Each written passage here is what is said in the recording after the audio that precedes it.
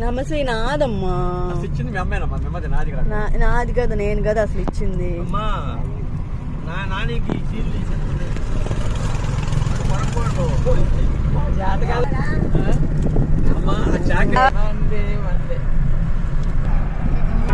అమ్మా ఎవరా అని ఇప్పుడు తింటుంది. ఎవరమ్మా? ఏందమ్మా నువ్వు తింటుంది మన నోట్లో? ఒకసారి చూపి నోట్లో. ఏంటిది అది? మరి తింటాం మానేసానని చెబుతున్నావుగా. అమ్మ అసలు తినవు కదా నువ్వు.